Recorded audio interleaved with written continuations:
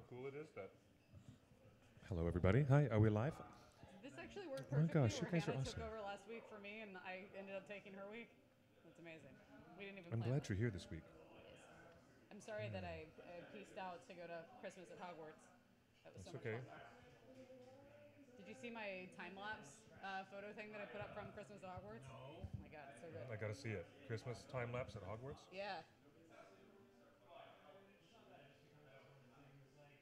We're not live yet, are we, Justin?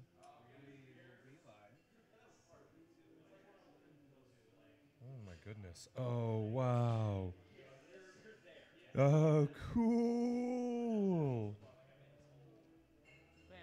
You can even see the moon moving through it. Oh my gosh, that's super cool. How did you keep your camera so still for so long? So it was a media invite, so they allowed me to bring my tripod. Wow. Wowzer, browser. Hello. Wowzer, We are live. browser. Welcome to the OneRing.net Torn Tuesday. Wait a minute, what just happened? Well, Wait, he said what? we were live. Wait, what? It's 5 o'clock. It's Live? Tuesday. What just happened? Scum and Villainy my Cantina. God. No, we live? Oh my God, you're not even telling me we're live. We are live. Oh my gosh. Oh, it's really blurry. Pull it It's out super blurry. from the camera. But boy, that looks really cool though. So Justin's trying to show everybody a time lapse of Christmas at Hogwarts that I took. This was last Tuesday at Wizarding World. So these are still photos that I took of their light show that projects onto Hogwarts. Chelsea, that is amazing. Look at the moon moving in the background behind. Yeah, it's so The good. towers of... And if you want to watch this, you can also go to High Voltage's social media or Uncool Rockstar on Instagram and stuff. I posted it online too. Hogwarts. But that's why I wasn't here last week, everyone. I'm sorry. I was enjoying Christmas at Hogwarts, and I brought you a gift to see it. That is so cool. Well done, by the way. I mean, I'm color me jelly. To be able to set up a time-lapse camera at Hogwarts and do something like that, that is actually really cool. The other thing I wish I could have captured is they have it snowing in Hogsmeade, and I wanted to capture that too, but I ran out of time. No way. Welcome, everybody. Welcome, everybody. That means we really are live. All right, there's a noticeable difference in the camera placement, but this is the right place.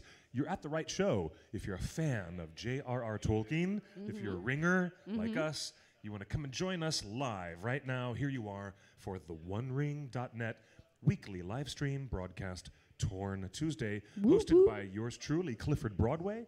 And besides that, the lovely and extraordinary Chelsea, right here. Chelsea's with us, Uncool Rockstar from High Voltage Magazine. Yeah. All right, you went the tip on the gossip with anything Potter, Disney related, and Middle Earth. This is Anything kind of nerdy like the in general. ultimate show. Yeah. Okay. Speaking It looks like we have somebody from Weta Workshop that's watching, which just makes me very happy. So hey there, guys. So hi, good Jeff. to have. We have friends all the way from New Zealand. Is that Jeff? Hey, it's Jeff Scott. How are you, brother? Oh my God. There's Jared. There's Trillion Games. Can we get a name? Oh, I should probably share this. Eric. How you doing? There's Scott. Everybody, welcome. This is the live show. And of course, we do encourage everyone. I'm Clifford. This is Chelsea. Hi. She publishes this amazing pop culture nexus called High Voltage Magazine. I'm the producer, writer of the Lord of the Rings documentary about ringers, Lord of the Fans. And we're all hosting and volunteering. The OneRing.net is an all-volunteer website for just fans of Middle-earth, the Silmarillion, the Hobbit, and the Lord of the Rings, and the masterpieces of Tolkien. So here we are, broadcasting from Scum and Villainy Cantina here in the heart of Hollywood. Welcome, The everybody. ultimate nerd bar of Los Angeles. Welcome to the show. This is what happens This when is you dance break. You put Rice Krispies in me before the show starts, and all of a sudden I get this bouncy. So we just need to keep a supply of Rice Krispies at all times. Do I hear somebody playing Chumbawamba? But I get up again. You want Was someone playing that? I don't know. I'm sorry. I must be hearing the earworm. No one else can hear. Speaking of earworms. Yes, I got Mickey ears.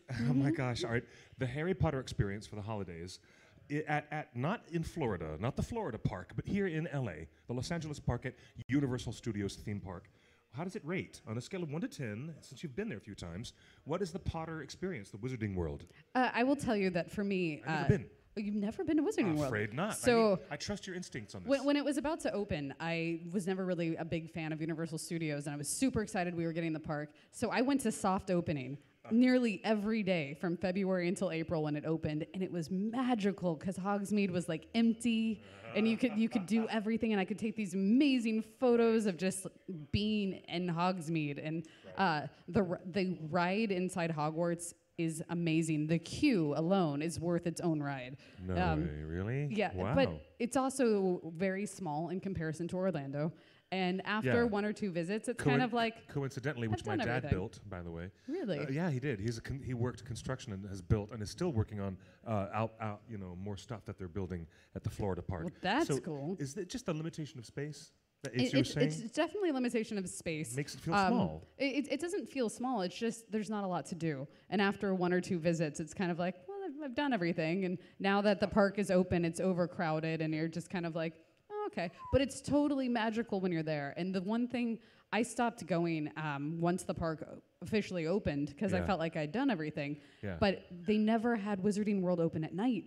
And they've started to do this recently within the last year where for certain weeks out of the month, they do a night show, which is that Christmas at Hogwarts I showed, and that's extra magical. Yes. That's definitely my favorite thing I've experienced in Wizarding World. I'm so down.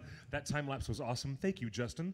Behind the scenes at theonering.net, we have our sometimes mostly co-host and man about town, Mr. Justin Sewell, our producer. He's pulling all the levers and doing the technical jiggery pokery over there. He's making sure that all of you guys can not only see us but hear us. And all the good-looking staff and hard-working staff of Scum and Villainy is right outside our booth. They've been doing a deep cleaning this bar right down to its ribs. I mean, this building, she's got good bones, doesn't she?